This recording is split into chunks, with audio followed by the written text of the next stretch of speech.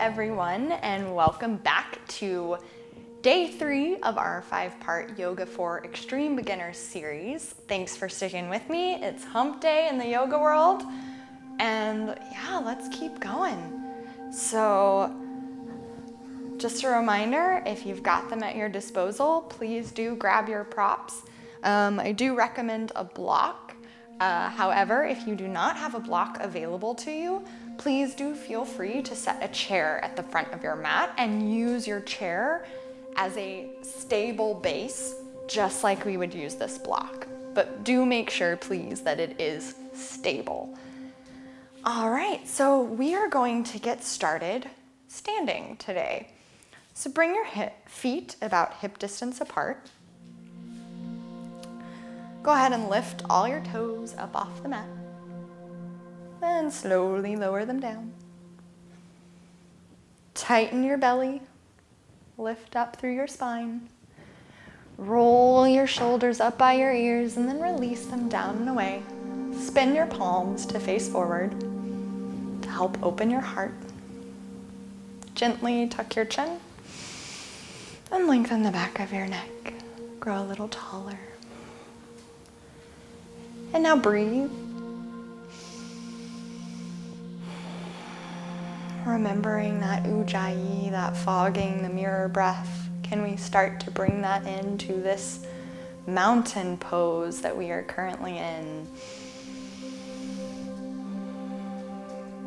So as we breathe here and stand tall, know that mountain pose is a great foundational posture. So it helps us to stand tall in ourselves. It's kind of our starting point for each standing pose that we will do. BKS Iyengar, this famous yogi, once said, "Every pose is mountain pose." So let's start there, since it seems like a good place to start. 2 more breaths.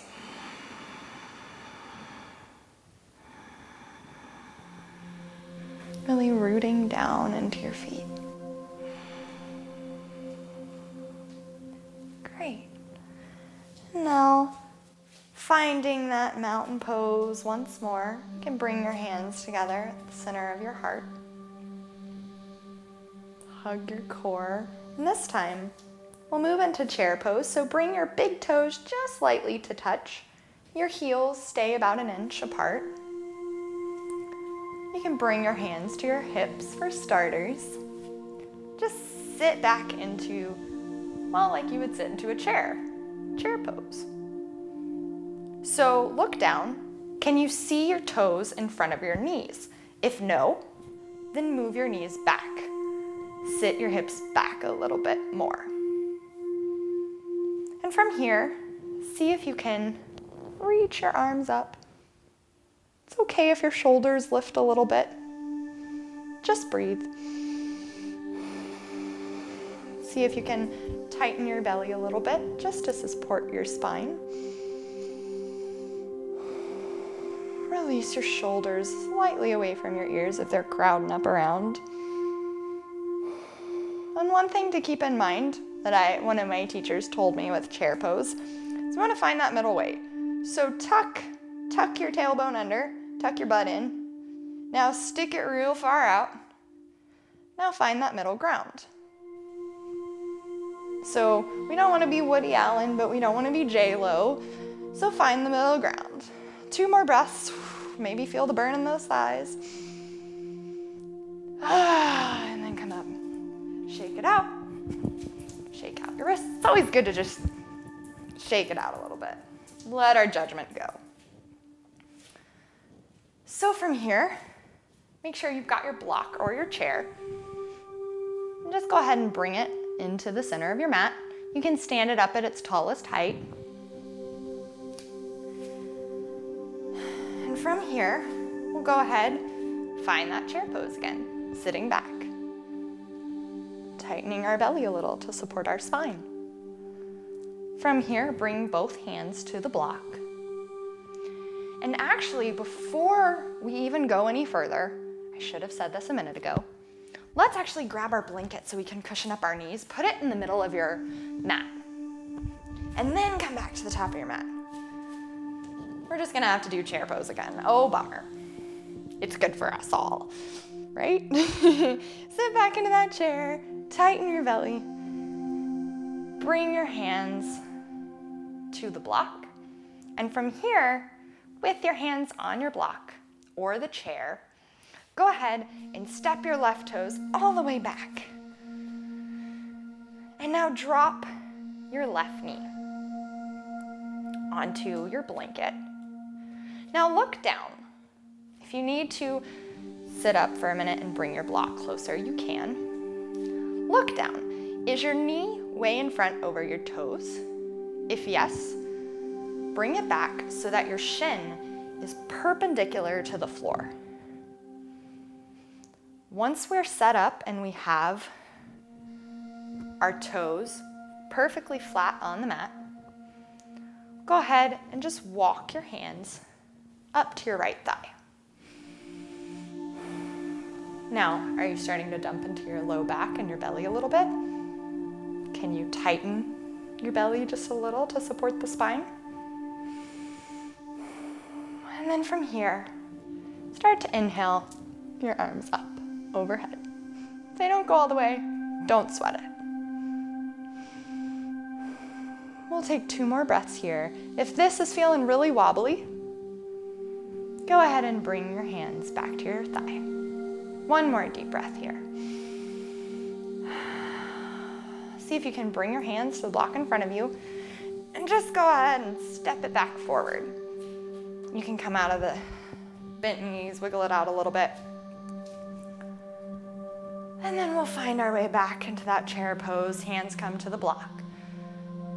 Hugging our belly tightly towards our spine to protect our back. We'll go ahead and step the right toes all the way back this time. Now, take a moment here. It's to notice how much harder it is to balance when we try to put all of our weight in a perfectly straight line. So walk your left toes a little out to the left and scoot your right toes just a little to the right, like you're on train tracks instead of one straight line with your feet, and then drop your back knee. From here, walk your hands to your left thigh, helping to stack ourselves upright. Take a deep breath. Oh, we forget to breathe when we're focusing on so many other things, don't we? It's okay. Just bring it back. Have we started to sag the belly? Can we tighten it? Support our spine? And then if you're feeling stable, go ahead. Maybe one arm up first, and then the other arm up. Now notice, did you start to splay when you did that? Can you tighten the belly? Maybe bring your hands back down to your thigh if you'd like. 1 more deep breath in. And deep breath out. Now bring your hands back forward to that block or the chair, whichever works best for your body. Go ahead and step it forward. Coming on up. So that's one variation of this low lunge pose. We'll explore another here in a minute. So sit your hips back into chair pose. Oh, you're probably feeling it in the thighs. Pretty good right about now. Bring your hands down to the block. Bend your knees as much as you need to. Step your left toes all the way to the back of the mat. Now look down. Walk your right foot out a little bit to the edge of your mat, and your left foot out just a little bit to the left. Drop your back knee and look down at your right knee. Is it rocking out way forward? If so, pull it back. Make one straight line perpendicular to your mat. And then walk your hands in towards your thigh. Use that to kind of support yourself a little. Now notice, did your belly flap out? It's okay. Just tighten it, tuck it back in. It's all gravy. Remember to breathe. Oh yeah, feels so good. From here, if you would like to explore a little bit more of a challenge, with your back toes tucked and your palms pressed firmly on your front right thigh, go ahead and start to lift that back thigh. Otherwise, you can keep the knee down. No worries. Maybe walk your hands up to your hips. So notice I'm up on those back toes. My hips are pointing straight forward. And my front foot is planted all the way firmly down. From here, maybe we start to lift the arms up. If not, don't worry about it. Keep them on the hips or on the thigh. One more deep breath in. Bring your hands forward to the block and just go ahead and step it forward. We'll just go ahead and swap it right out. Go ahead and step the right toes all the way back. Now walk your left foot out a little to your left. Your right foot a little to your right, just widening your stance, creating a stable base. Drop your back knee down to some sort of cushion. It's just a little nicer to have a cushion under the knee. Now look down. Is your left knee forward? Can you bring it in one straight line over your heel? And from here, walk your hands in towards your thigh. Now notice, belly sagging, tighten it up. Support your low back. One more deep breath. And if you'd like to take it further, tucking those back toes, pressing into that left thigh, go ahead and start to lift that right thigh off the mat. If it's not happening today, don't worry about it. Back toes point directly forward. Front foot flat on the mat. Maybe the hands come to the hips. Imagining two headlights pointing straight forward. Back heel is lifted. And maybe we start to lift the arms up. Can we knit the ribcage in so we're not splaying out but tighten the belly? If that's not working, keep your hands down. One more deep breath in. Oh, and step it forward. We'll shake it out for just a minute. And then to really help, again, kind of cement these new unfamiliar poses into our muscle memory, let's run through all this, just kind of all together, keep it going, so that we can just help familiarize our bodies with the posture, familiarize our minds with the work that it's doing, and just build up.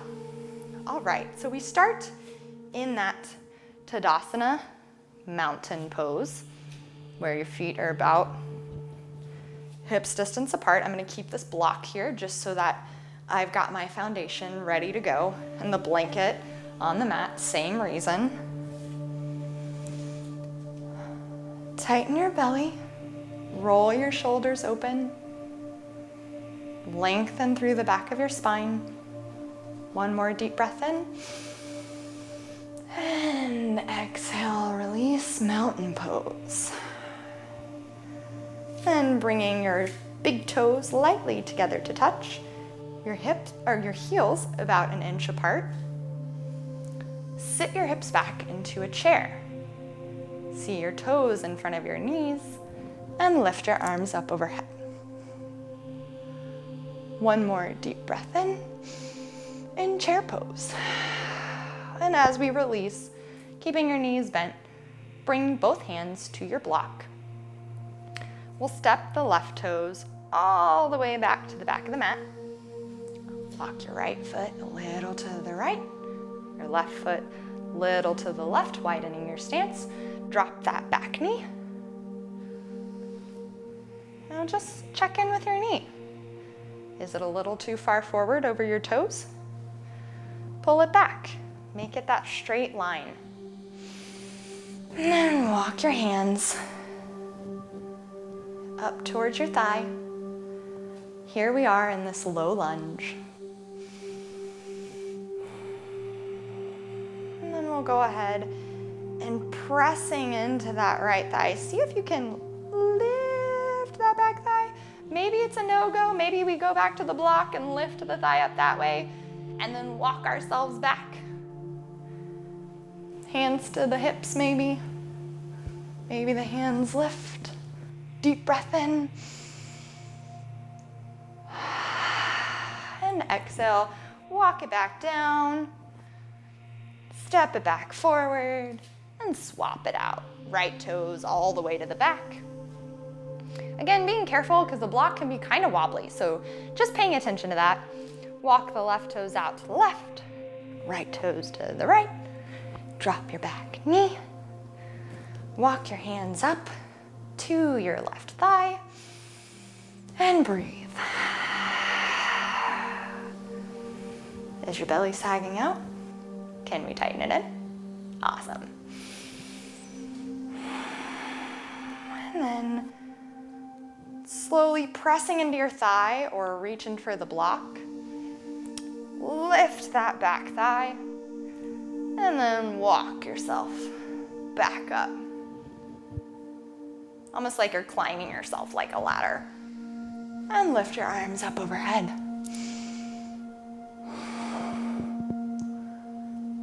And then bring your hands back down.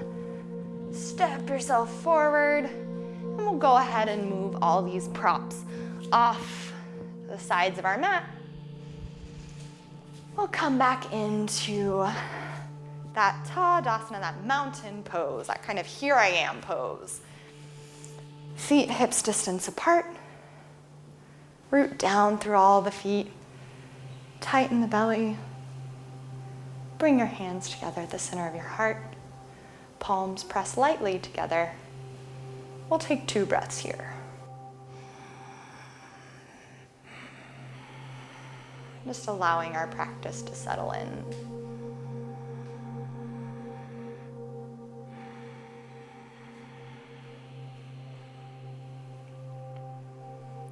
All right. Thank you for coming again to practice with me in day 3 of this Yoga for Beginners 5-part series. Hopefully you'll check out tomorrow as well. We'll be exploring some new postures, some different postures. And as always, feel free to leave me a question, a comment, or feedback. I look forward to hearing from you. Thank you. Lungs for your body. And then just pause for a moment in child's pose.